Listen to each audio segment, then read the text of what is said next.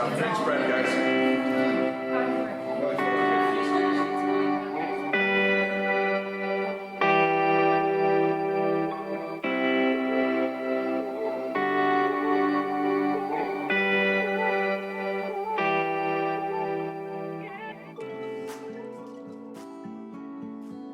Now that you've learned all about the various options and how to take care of your board, let's get into the best part, how to use it.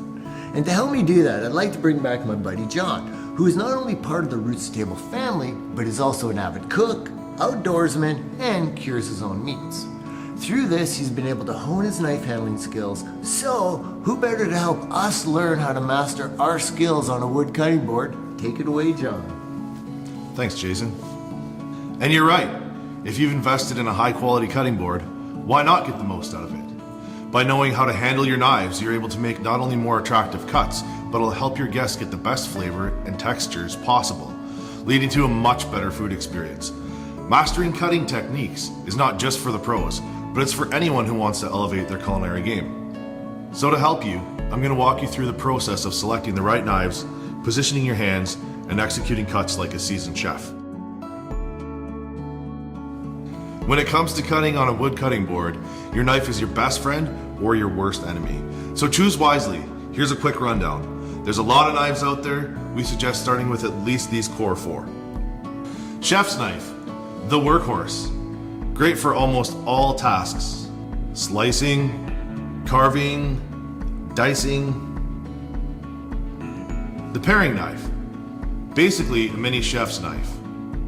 Ideal for smaller, finer tasks that require more control, like peeling, trimming, or coring tomatoes or peppers.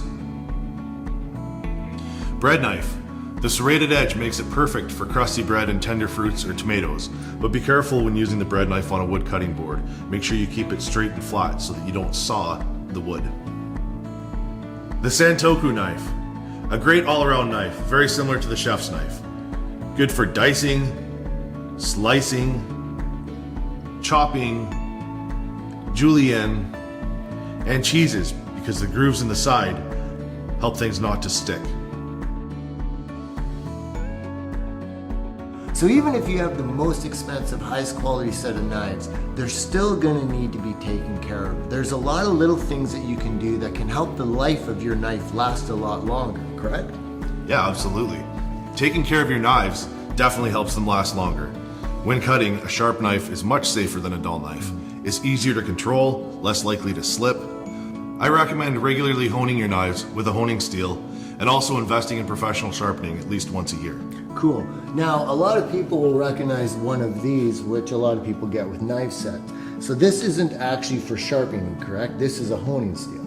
Correct. So what this honing steel does is when you're cutting with your carving knife or any of the other knives, obviously not the serrated, you may damage the edge of your knife and bend it because the steel is a lot softer than people would think it is. So the honing action like this, what this does, it doesn't take any material off of the blade, so it doesn't sharpen the knife, but it straightens out any of those dents or damage that you may have had in that blade. So by straightening out the blade, it's gonna cut better, but you're not actually sharpening it, you're just straightening it. And then you're recommending that. And about how often should people probably sharpen their knives?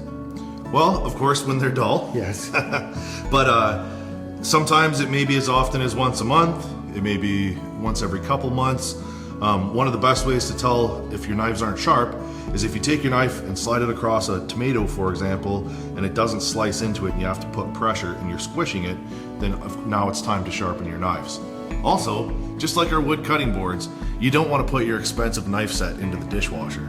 The harsh detergents, combined with the high temperatures, can damage your blades and handles, and rattling against the other knives and cutlery can damage your edges and wreck your expensive investment. Good to know. So now that we've chosen the right knife for the right job, have made sure it's sharp, and know how to keep it that way, it's time to learn how to use that knife effectively and safely. When cutting, hand positioning is everything. Here are some tips. The claw grip. Curl your fingers into a claw, anchoring the food item, and using your knuckles as a guide for the knife. This protects your fingertips and allows you more control over the thickness of your cuts. Finger placement. Keep your thumb and little finger behind your claw. They're your stability anchors. I like to hold knives close to the hilt because it gives me more control and is easier on the wrist. I also like to place my finger just over the hilt onto the blade to give me more stability and control. So it's not just about how you hold the knife, correct? There's also cutting techniques that help you do a better job. That's right. Different foods call for different cuts. So let's dive in. Slicing, the simplest technique. Good for vegetables and proteins. Use a gentle sawing motion. Dicing, cut the food into cubes. Start with a slice, and then a batten, and then a dice. Julienne, thin matchstick-like cuts. Perfect for stir fries. Chiffonade, roll up leafy greens or herbs and slice them thinly to create ribbons. So if those are the basics, are there any advanced cutting techniques you could share with us? Sure, if you're ready, we can level up. I'm ready. Rock chop. I use this a lot for mincing herbs, onions, and garlic. Keep the tip of the knife on the board and lift the heel, using it to slice through the food. This is a good time to practice your claw grip. Watch your fingers. Tap chop. Useful for herbs.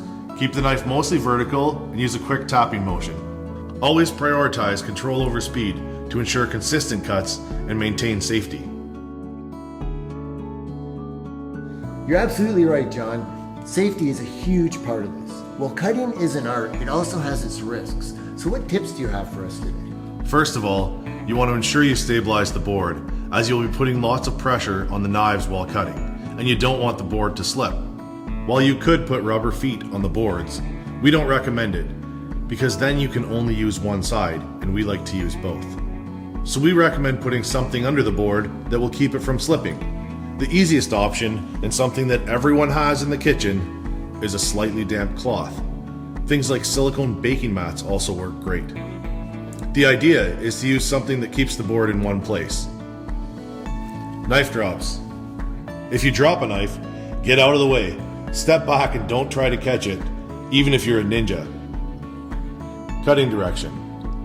Also, something to remember is cut towards your chum and not your thumb. What's meant by that is always cut away from yourself. While you could have everything perfect, slips happen. And if you're cutting towards yourself, there's a lot higher risk of injury. Thanks, John. Those were great tips. Now that you've learned all about the different ways to cut and prepare the food that goes on the board, it's time to talk about all the different amazing food combinations and ways to let your creativity shine with your presentations. You see, our amazing boards aren't just for meats and cheeses. There's lots of fun, creative options to help you get the most out of your board, and your guests will get the most out of their experience. So stick around and we'll show you some of our favorite unique ideas and creative uses.